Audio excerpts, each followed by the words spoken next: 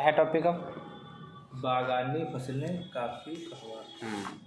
भारत में सर्वाधिक कर्नाटक के कुर्ग है चिकमंगलुरु चिकमंगलुरु काफी उगाया गया था। तो अब चिकमंगलुरु है काफ़ी में, तो इसो कर्नाटका नंबर 1 पे है। और कर्नाटक में जो वही जिला है चिकमंगलुरु थोड़ा होते। भारत में कहवा काफी की 2 प्रमुख किस्में। हाँ, कहवा काफ़ी की 2 प्रमुख किस्में हाँ अरेबिका और रोबस्टा अरेबिका और रोबस्टा। जीआई टैग भी मिला है, जीआई टैग भी मिला है कर्नाटक। वर्ष 2018 में भारत फिर से बता दीजिए कौन सी प्रजाति है इनको। अरेबिका और रोबस्टा पैदा की। अरेबिका दो ही प्रजाति। हाँ 2 ही हैं। भारत में विश्व के कुल काफी उत्पादन का मात्र 3% उत्पादन किया जाता है। ये है जो डेटा है 2018 का, अभी नया नहीं आया है। 3%, किंतु विश्व में है 3%। किंतु इसका स्वाद उत्तम होने के कारण इसकी मांग विदेशों में अधिक है। कहवा के लिए 15 से 18 डिग्री औसत वार्षिक तापमान तथा 150 सेंटीमीटर से 250 सेंटीमीटर की औसत वार्षिक वर्षा की आवश्यकता पड़ती। कितना? 150 से 250 150। अब वही वार्षिक वर्षा। अब आपने देखा होगा कि वेस्टर्न कोस्ट पे वर्षा सबसे ज़्यादा हो ही रही। तापमान एक 15 से 18 डिग्री तो कोई टेम्परेचर भी मिलेगा, क्योंकि आपको विषुवत रेखा कहाँ मिलने वाली है, उधर ही मिलेगी विषुवत रेखा, इक्वेटर। और बगल में जो 1 जून को केरला आता है, दक्षिणी पश्चिमी मानसून से वर्षा भारत में सबसे ज़्यादा हो रही। और दक्षिणी पश्चिमी मानसून वही पश्चिमी तट से टकराता है 1 जून को केरला। और केरला में आया है वर्षा ज़्यादा हो रही, 200-250 सेंटीमीटर प्लस होती है। तो केरला के बगल में क्या है, कर्नाटक, तो वहाँ भी वर्षा मिल जाएगी। टेम्परेचर कहाँ से मिलेगा, विषुवत रेखा से। दोनों पर्वतीय धरातल एवं दोमट अथवा लावा निर्मित मिट्टी इसके लिए उपयुक्त होती है। हाँ, देश में कौन सी का सर्वाधिक ढलवा पर्वतीय धरातल एवं दोमट अथवा लावा निर्मित ठीक। ये सभी दशाएं हैं कर्नाटक में। और क्या है? देश में कॉफी का सर्वाधिक उत्पादन करने वाला राज्य कर्नाटक, कॉफी का फर्स्ट नंबर देश में अपने भारत में से। वर्ष 2018-19 के आंकड़ों के अनुसार भारत में कॉफी का कुल उत्पादन 3,19,500 MTS है, जिसमें कर्नाटक का कुल उत्पादन 2,19,550 MTS है। कॉफी उत्पादन में केरल 70,435 MTS द्वितीय स्थान पर है। तमिलनाडु कॉफी उत्पादन में तृतीय स्थान। तमिलनाडु नंबर 2 पे कौन सा है? तृतीय स्थान। केरल। अब केरल वही दशाएं हैं केरल में भी।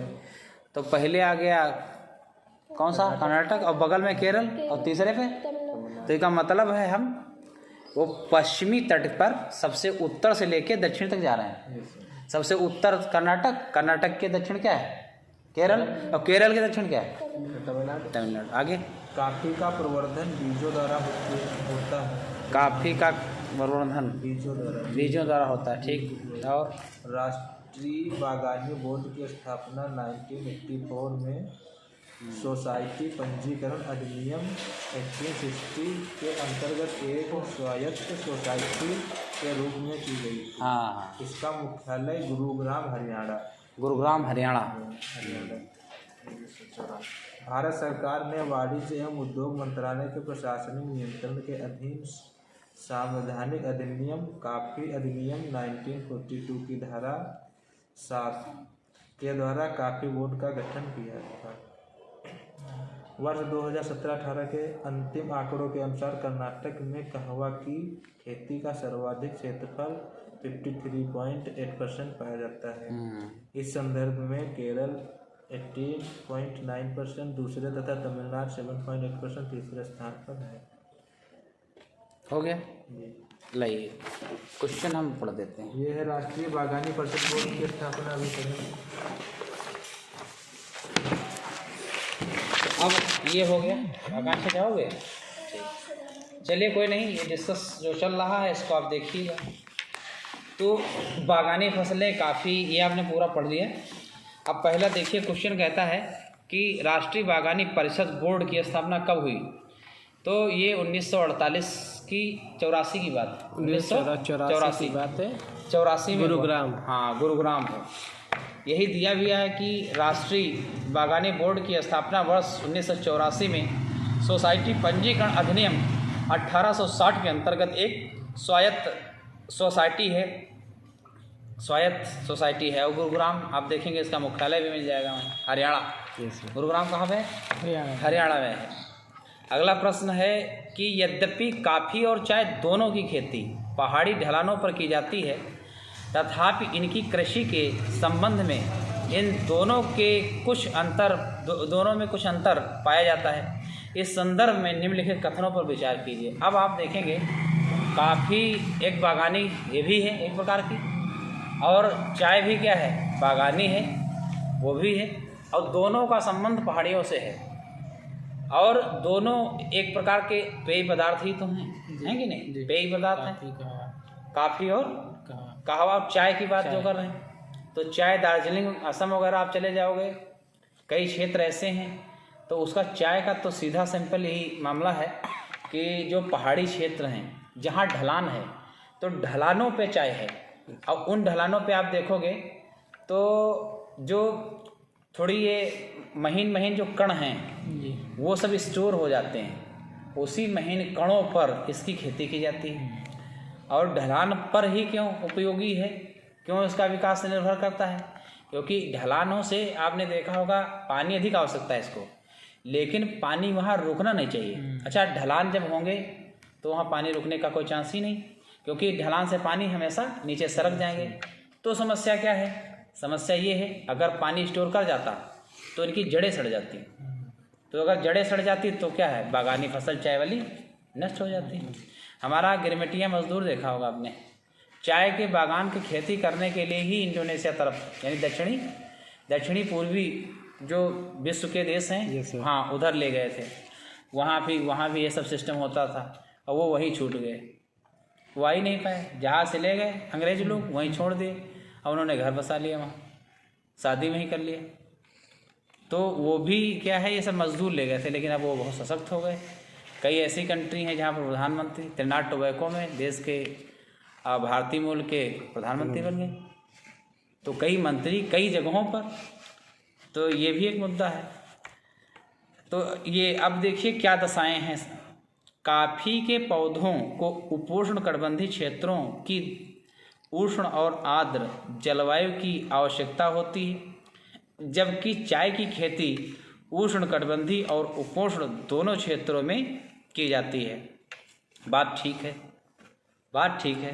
अगला बात है कि कॉफ़ी बीजों के द्वारा प्रवर्धित की जाती है, लेकिन चाय केवल डाली कलम के द्वारा प्रवर्धित की जाती है। प्रवर्धित मतलब बनाई जाती है। अब आपने देखा होगा कॉफ़ी जो कर्नाटक का है, बड़ा ऐड आता है टेलीविजन के माध्यम से, आपने देखा होगा तो काफ़ी बढ़िया से दिखाते हैं ना, उसके बीज वगैरह वो फल लगा होता है, और फल का क्या है, वही का जो बीज होता है, और बीज की कुटाई करके वही चूरन बना लेते हैं, और वही चूरन आप पार्टी फंक्शन जाते हैं बड़ा आसानी से नाते हैं, गिलास में झाड़ने का काम करते हैं कि नहीं।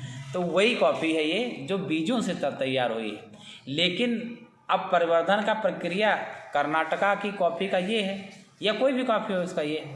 लेकिन चाय का क्या है, आपने देखा होगा कली से वो पत्तियाँ चुना जाता है।